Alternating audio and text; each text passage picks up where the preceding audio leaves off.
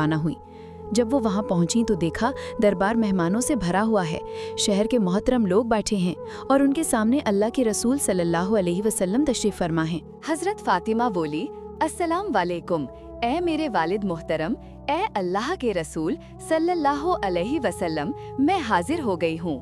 रसूल सल्लल्लाहु अलैहि वसल्लम ने सलाम का जवाब दिया और मोहब्बत भरी निगाह से फरमाया, ए फातिमा, मैं तुम्हारा ही इंतजार कर रहा था।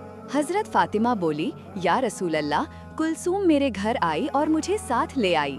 रसूल सल्लल्लाहु अलैहि वसल्लम ने आहिस्ता से फरमाया, ए फातिमा, तुम्हारी बहन ने एक बड़ी गलती की है। उसने घमंड में आकर तुम्हें दावत नहीं दी। अल्लाह रब्बुल आलमीन ने तुम्हारा दुख देखा, तुम्हारे बच्चों की भूख देखी और इसी वजह से दावत का सारा खाना पत्थर बन गया। अब तुम्हारी बहन सख्त परेशानी में है। अगर ये मसला हल ना हुआ तो मेहमानों के सामने उसकी इज्जत बाकी नहीं रहेगी। ए फातिमा, इस मुसीबत का हल तुम्हारे ही हाथ में है।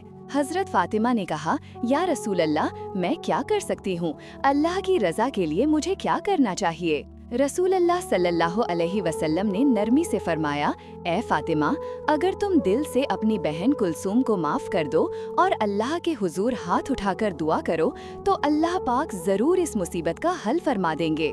हजरत फातिमा की आंखों से आंसू बहने लगे। उन्होंने कहा, ठीक है अब्बा जान, मैं जा रही हूँ।